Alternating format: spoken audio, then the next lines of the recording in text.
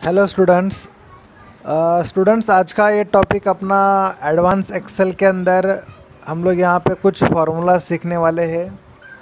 यहाँ पे मैंने एक्सेल के अंदर वो बना के रखा है थोड़ा सा कि एडवांस एक्सेल के अंदर हम लोग यहाँ पे आज देखेंगे लॉजिकल फंक्शंस। जो फार्मूलाज के अंदर लॉजिकल फंक्शंस है जिसके अंदर हम लोग ये इफ़, एंड और ए और, इफ़ का यूज़ कैसे करते हैं और क्या होता है, एंड का यूज़ क्या होता है और का यूज़ क्या होता है। तो एडवांस एक्सेल का पोर्शन है हमारा जिसके अंदर हम लोग आज यहाँ पे 3 फार्मूलाज देखने वाले हैं, इफ़, एंड और। तो स्टूडेंट्स यहाँ पे मैंने कुछ एग्जांपल्स बना के रखे हैं। जैसे कि मेरा एग्जांपल फर्स्ट यहाँ पे मार्कशीट के रिलेटेड है।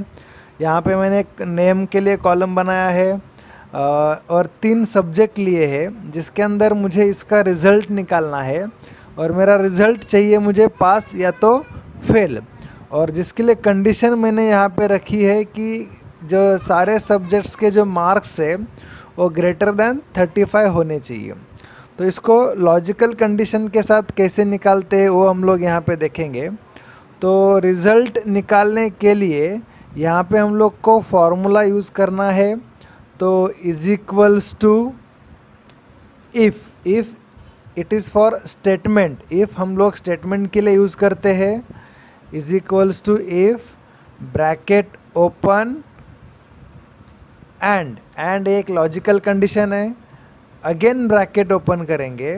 अभी जो मेरी कंडीशंस है जिसके अंदर समझो लॉजिकल कंडीशन 1 यानी ये first marks is greater then, अगर ये इक्वल्स टू 35 यानी ग्रेटर दैन इक्वल्स टू 35 है, कॉमा अगर second marks is greater than is equals to 35, comma मेरे third marks is greater than equals to 35। 3 subjects मैंने यहाँ पे ले लिए हैं।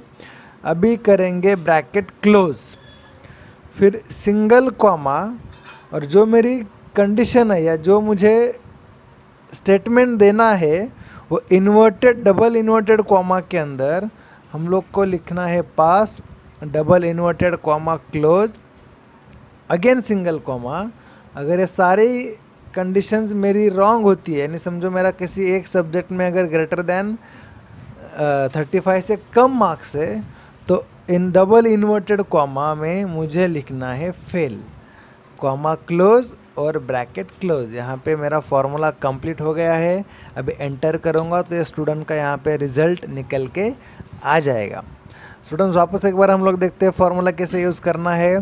तो is equals to if bracket open and again bracket open, first marks is greater than equals to 35, comma second marks is greater than equals to 35, comma third marks is greater than equals to 35, bracket close, फिर single comma, फिर double inverted comma में लिखेंगे pass, inverted comma close, again comma, फिर double inverted comma के अंदर लिखेंगे fail, comma close और bracket close. इसको करेंगे यहाँ पे एंटर। तो इसका रिज़ल्ट क्या होगा, यहाँ पे फेल आ गया क्योंकि ये इंग्लिश सब्जेक्ट में उसके 25 मार्क्स है।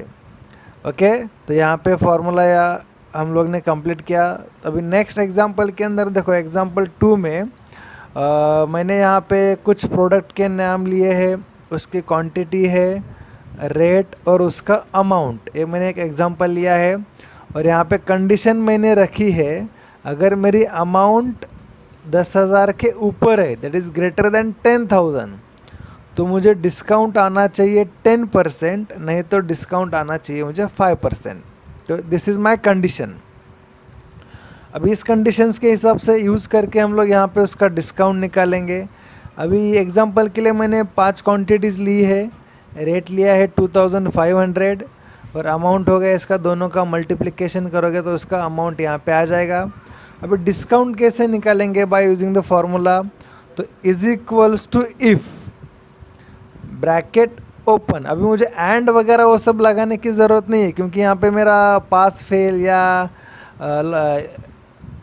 एलिजिबल नॉट एलिजिबल ऐसी कोई सिचुएशन नहीं है। मेरे यहाँ पे एक ही क्राइटेरिया है। तो is equals to if bracket open this amount यानी E12 यानी 12,500 इज़ ग्रेटर देन 10,000। मतलब अगर वो अमाउंट मेरी 10,000 से ग्रेटर देन है कॉमा, तो डिस्काउंट आना चाहिए मुझे यहाँ पे 10%, नहीं तो कॉमा डिस्काउंट आना चाहिए यहाँ पे 5%। इसको ब्रैकेट क्लोज करो और यहाँ पे एंटर करो। तो यहाँ पे मेरा 0.1 में आया है, इसके लिए होम में जाकर यहाँ पे परसेंटेज का सिंबल दे दो तो आपका परसेंटेज में आ जाएगा। तो यहाँ पे हम लोग देख रहे हैं कि 2,500 के हिसाब से 12,500 अमाउंट है जो कि ग्रेटर देन 10,000 है। तो यहाँ पे मेरा डिस्काउंट 10% आ गया। सेम यहाँ पे वापस एक बार देखते हैं। Is equals to if bracket open 2,400 यानी मेरा E13 is greater than 10,000 comma discount कितना लेना है मुझे 10%, नहीं तो 5%, कॉमा डालना है बीच में, ब्रैकेट क्लोज और एंटर करो। यहाँ पे देखोगे ये डेसिमल में आ गया, उसको परसेंटेज में कन्वर्ट करता हूँ। अभी यहाँ पे देख रहे हैं आप कि यहाँ पे 5% डिस्काउंट आ गया, क्योंकि मेरी अमाउंट ये ग्रेटर देन 10,000 नहीं है उसके अंदर।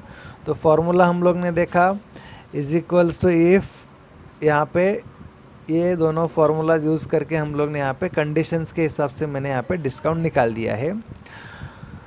नेक्स्ट एग्जांपल है स्टूडेंट्स अपना। यहाँ पे मैंने कंडीशंस ली है कि समझो अगर मेरी सिटी दहिसर रहेगी तो मुझे समझो 800 रुपीज़ अलाउंस आना चाहिए। अगर सिटी बोरिवली रहेगी तो 1,200 रुपीज़ अलाउंस आना चाहिए, और अगर कांदिवली रहेगी तो 1,600 रुपीज़ अलाउंस आना चाहिए।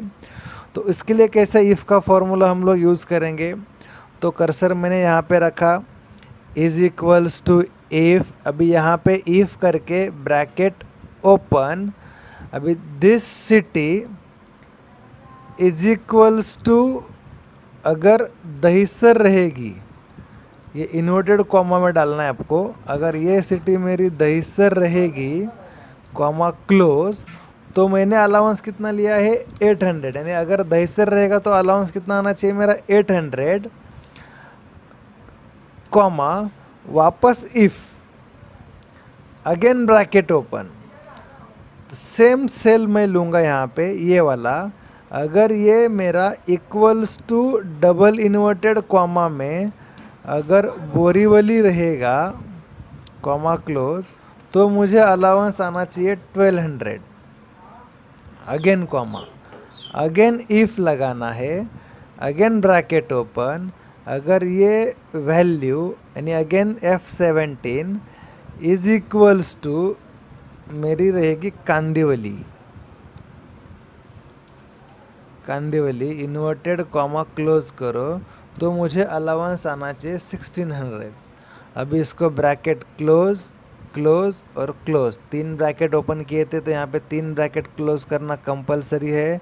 अभी यहाँ पे एंटर करेंगे तो ये अपना दहिसर था मेरा सिटी, तो उसके लिए मेरा 800 अलाउंस यहाँ पे आ गया है। अगर मैं यहाँ पे सिटी चेंज करता हूँ, समझो मैंने यहाँ पे बोरीवली रखा, तो बोरीवली के लिए मेरा 1,200 अलाउंस का आंसर यहाँ पे आ जाएगा। वापस एक बार फॉर्मूला देखते हैं हम लोग स्टूडेंट्स कैसे करेंगे।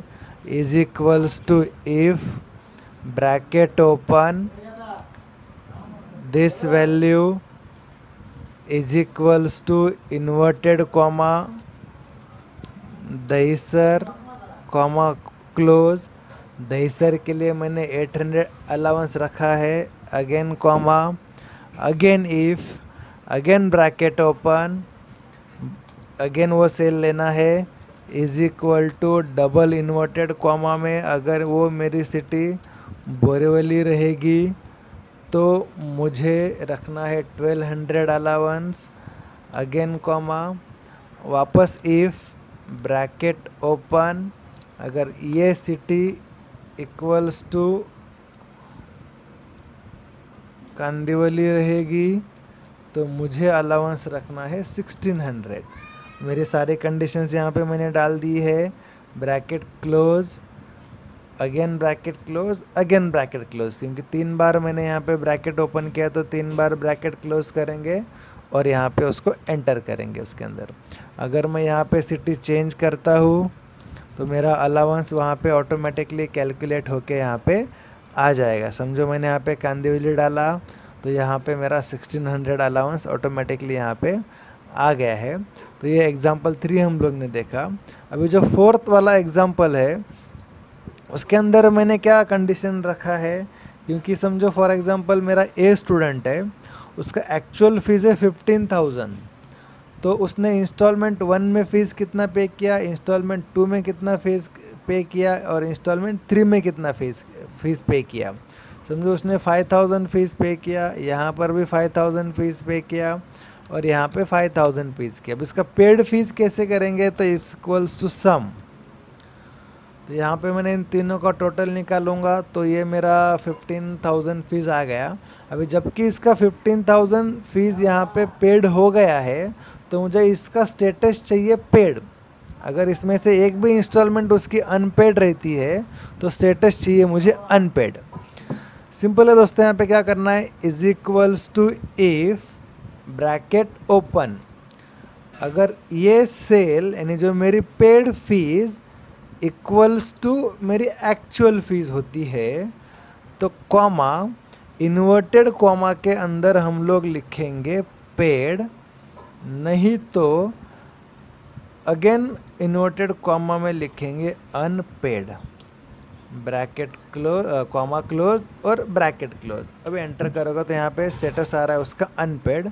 अगर मैं यहाँ पे 5,000 अमाउंट डालता हूँ तो इसकी 15,000 फीस पेड हो गई, जिसका स्टेटस आ गया यहाँ पे अनपेड।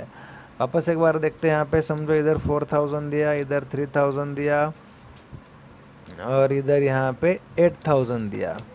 तो यहाँ पे formula is equals to sum, bracket open, select, bracket close, यहाँ पे एंटर,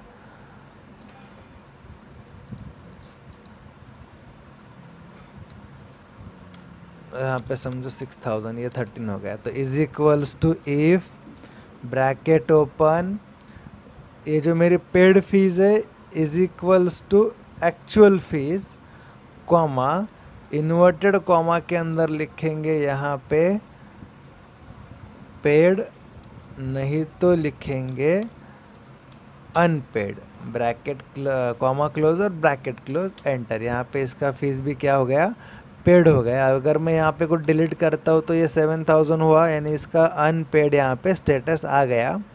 अगर समझो मैं यहाँ पे इधर डिलीट करता हूँ, अनपेड आ गया। अगर उसने पूरा फीस पे किया तो यहाँ पे ये पेड आ गया यहाँ पे। ओके स्टूडेंट्स, तो यहाँ पे पेड और अनपेड भी हम लोग ने निकाला bye using the formula if. अभी सेकेंड 5th एग्जाम्पल जो है अपना, वो समझो मैंने यहाँ पे कंडीशंस रखी है कि जो मेरा एज है वो लेस देन 55 होना चाहिए, सिटी मेरी पुणे होना चाहिए और कोर्स मेरा MBA होना चाहिए। ये मैंने यहाँ पे 3 कंडीशंस रखी। अभी समझो ये मेरा कोई एम्प्लॉई है जिसकी एज है 43, सिटी है मुंबई और उसका कोर्स है BBA। तो उसका मुझे स्टेटस यहाँ पे निकालना है कि वो एलिजिबल है कि नॉट एलिजिबल है। तो यहाँ पे सेम करेंगे, is equals to if bracket open, अभी यहाँ पे लगाएंगे एंड, क्योंकि यहाँ पे क्राइटेरिया 1 से ज़्यादा है और मुझे आंसर एलिजिबल और नॉट एलिजिबल टाइप में चाहिए। तो again bracket open equals to if bracket open and again bracket open. अभी जो मेरा फर्स्ट क्राइटेरिया है दैट इज एज, वो क्या होनी चाहिए, तो लेस देन 55, कॉमा, जो मेरा सेकेंड क्राइटेरिया है दैट इज़ मुंबई, वो मेरी सिटी क्या होनी चाहिए, मैंने क्राइटेरिया पुनः रखा है ना, तो this city is equals to inverted comma में पुणे होनी चाहिए और कॉमा जो मेरा कोर्स है वो होना चाहिए is equals to inverted comma में MBA। अब ये तीनों कंडीशंस अगर मेरी फुलफिल होती है तो ब्रैकेट क्लोज, सिंगल कॉमा में मुझे क्या लिखना है, डबल इन्वर्टेड कॉमा डालना है, एलिजिबल, नहीं तो single comma, again double inverted comma, मुझे आंसर आना चाहिए नॉट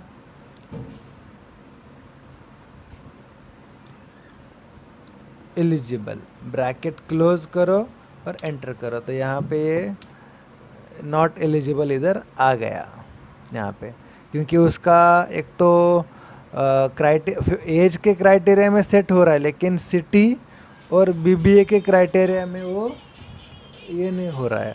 अगर इसका मैं सिटी यहाँ पे पुणे रखता हूँ और कोर्स अगर मैं यहाँ पे एमबीए रखता हूँ, तो ये यहाँ पे एलिजिबल में आ जाएगा उसके अंदर। वापस एक बार फॉर्मूला देखेंगे, is equals to if bracket open and again bracket open, age की जो criteria is less than 55 comma, city is equals to inverted comma के अंदर पुणे होना चाहिए, comma, course is equals to inverted comma के अंदर एमबीए होना चाहिए। अगर ये सारी कंडीशन है, ब्रैकेट क्लोज करो, फिर सिंगल कॉमा, फिर double inverted comma, eligible, again single comma, फिर double inverted comma, not eligible, bracket comma close करो, ब्रैकेट क्लोज करो और एंटर करो, तो यहाँ पे ये क्या हो गया, इधर नॉट एलिजिबल आ गया, क्योंकि ये सिटी और कोर्स के कंडीशन में क्राइटेरिया इसका हो रहा है, लेकिन उसका एज के क्राइटेरिया में वो नहीं बैठ रहा है। इसके लिए यहाँ पे उसका आंसर क्या दिया उसने, नॉट एलिजिबल यहाँ पे आ गया। अभी स्टूडेंट्स यहाँ पे ये तो हम लोग ने एंड यूज़ किया, अगर उसी कंडीशन में हम लोग अगर और यूज़ करते हैं, फॉर एग्जांपल अगर मैं ये कंडीशन लेता हूँ, तो ये कंडीशन में अगर मैं एंड यूज़ करता हूँ तो उसका रिज़ल्ट यहाँ पे फेल आया, लेकिन उसी कंडीशन में अगर मैं और यूज़ करता हूँ तो उसका रिज़ल्ट क्या आ जाएगा, पास आ जाएगा। क्योंकि और में क्या होता है कि ये तीनों कंडीशन में से अगर एक भी कंडीशन सेटिस्फाई है तो उसका रिज़ल्ट पास देगा। एग्जाम्पल के थ्रू समझते हैं, इज इक्वल्स टू, पहले डालता हूँ इफ़, ब्रैकेट ओपन और अगेन ब्रैकेट ओपन, अभी this marks is greater than equals to 35 comma, second marks is greater than equals to 35 comma, third marks is greater than equals to 35, bracket close, single comma. अभी double inverted comma के अंदर जो मेरा condition है वो डालना है, comma close करना है, सिंगल कॉमा, फिर यहाँ पे आएगा फेल, कॉमा क्लोज और ब्रैकेट क्लोज। अभी इसका रिजल्ट भी क्या आएगा, पास आए, क्योंकि एक सब्जेक्ट में वो भले ही फेल है लेकिन और लगाया हम लोग ने फॉर्मूला के पहले, इसके लिए वो क्या दिया यहाँ पे, पास दिया। अगर मैं इसमें भी उसको फेल करता हूँ फिर भी वो उसका आंसर पास ही देगा, क्योंकि तीनों में से वो एक क्राइटेरिया में क्या है, वो पास है। लेकिन अगर मैं यहाँ पे फेल करता हूँ तो उसका रिजल्ट क्या आएगा, यहाँ पे फेल आएगा। ओके स्टूडेंट्स, तो स्टूडेंट्स ये लेक्चर में हम लोग ने यहाँ पे सीखा कि लॉजिकल फंक्शंस के अंदर इफ़ कैसे यूज़ करते हैं, एंड क्या कैसे यूज़ करते हैं, और का क्या फंक्शन है। तो इसके अंदर एग्जाम्पल 1, एग्जाम्पल 2, एग्जाम्पल 3, एग्जाम्पल 4 और एग्जाम्पल 5 में यहाँ पे मैंने एग्जाम्पल दे के आपको एक्सप्लेन किया है। अगर फिर भी आपको इसमें कुछ डाउट है तो मुझे नीचे कमेंट बॉक्स में आप कमेंट कीजिए, तो मैं आपको ईच एंड एवरी डाउट यहाँ पे क्लियर कर दूंगा students. Okay students, thank you students.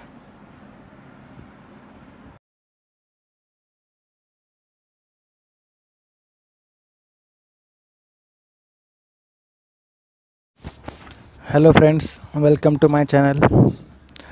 आज के इस ट्यूटोरियल में हम लोग सीखेंगे कि एक्सेल के अंदर जो फाइनेंशियल के फार्मूलाज है वो कैसे यूज़ करेंगे।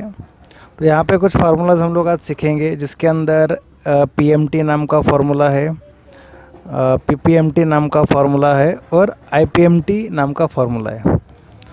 हम लोग अलग अलग कंपनी से, जैसे बजाज फाइनेंस हुआ, ये कंपनी से अगर कुछ लोन वगैरह हम लोग परचेस करते, लोन वगैरह हम लोग लेते, तो वो लोन की जो वैल्यू है, जिसके अंदर ईएमआई कैसे कैलकुलेट करते हैं, उसका प्रिंसिपल अमाउंट क्या होता है, इंटरेस्ट पेमेंट कैसे होता है, ये इस फार्मूलाज में हम लोग सीखने वाले हैं।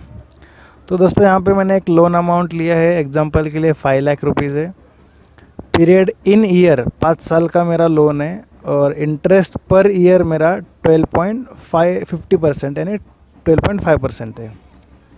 तो जो हम लोग EMI भरेंगे वो हमारा पर मंथ EMI होगा। तो यहाँ पे सबसे पहले हमको ये जो ईयर्स है इसको मंथ में कन्वर्ट करना पड़ेगा। तो यहाँ पे is equals to 5 into 12 month. तो यहाँ पे 60 मंथ का ये पीरियड आ गया। और जो इंटरेस्ट रेट है हमारा पर एनम है, पर ईयर है, उसको भी 1 महीने का इंटरेस्ट रेट निकालना पड़ेगा। इसके लिए is equals to 12.5% divide by 12 month. तो यहाँ पे पर मंथ का इंटरेस्ट यहाँ पे मुझे मिल गया। तो फार्मूला स्टार्ट करते हैं। यहाँ पे पहले ये करना ज़रूरी है अगर हम लोग पर मंथ कैलकुलेशन करना है तो पहले how to calculate the EMI। तो EMI कैलकुलेट करने के लिए पहले जाना है फार्मूलाज के अंदर, फाइनेंशियल में PMT नाम का फार्मूला है। तो यहाँ से PMT लिया, ये फार्मूला के आर्गुमेंट्स यहाँ पे आएंगे, जिसके अंदर पहले लेना है रेट यानी अपना इंटरेस्ट रेट। तो मेरा इंटरेस्ट रेट यहाँ पे ये रहा। NPER मतलब नंबर ऑफ पीरियड, तो this is my number of period is 60। और PV मतलब प्रेजेंट वैल्यू, ये मेरा 5 लाख प्रेजेंट वैल्यू है। यहाँ पे करोगे ओके, तो इसको यहाँ से कॉलम की विड्थ थोड़ी सी बढ़ाओ। तो 11,248 मेरा क्या आ गया, EMI आ गया। ये डॉलर में इसके वजह से आता है क्योंकि एक्सेल के अंदर डिफ़ॉल्ट करेंसी डॉलर होता है। इसको अगर रुपीज़ में कन्वर्ट करना है तो यहाँ पे जाके होम में इसको यहाँ से जनरल कर दो। नेक्स्ट है PPMT यानी प्रिंसिपल पेमेंट। प्रिंसिपल पेमेंट यानी ये जो मेरा 11,248 है ये इंक्लूडिंग इंटरेस्ट है। इसमें से अगर मुझे खाली प्रिंसिपल अमाउंट निकालनी है तो फाइनेंशियल में जाके, फार्मूलाज में जाके फाइनेंशियल में ये PPMT नाम का फार्मूला ले लो। PPMT सेम यहाँ पे पहले आर्गुमेंट्स क्या है, पहले इंटरेस्ट रेट। तो this is my interest rate. ये जो इंटरेस्ट रेट है मेरा पर 1 मंथ है, तो यहाँ पे 1 डालना है। NPR यानी नंबर ऑफ पीरियड इज़ 60 और present value is 5 lakh and okay. तो ये मेरा 6040 क्या है, प्रिंसिपल पेमेंट है। इसको भी यहाँ से जनरल कर दो तो नॉर्मल करेंसी में आएगा। और थर्ड है IPMT यानी इंटरेस्ट पेमेंट। तो फाइनेंशियल में जाना है, यहाँ से IPMT सेम रेट, ये मेरा इंटरेस्ट रेट है, ये इंटरेस्ट रेट मेरा पर 1 मंथ है। NPR यानी नंबर ऑफ पीरियड इज़ 60 और PV यानी प्रेजेंट वैल्यू इज़ 5 लाख और ओके। तो यानी 5,208 मेरा क्या है, पर मंथ का इंटरेस्ट जाएगा।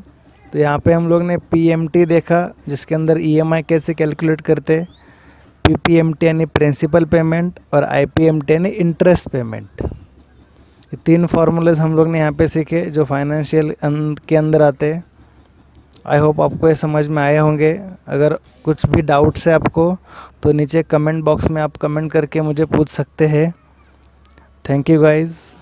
अगर मेरा चैनल सब्सक्राइब नहीं किया तो अभी सब्सक्राइब कीजिए और मेरे लेटेस्ट वीडियो आपको डायरेक्टली मिल जाएंगे। Thank you guys.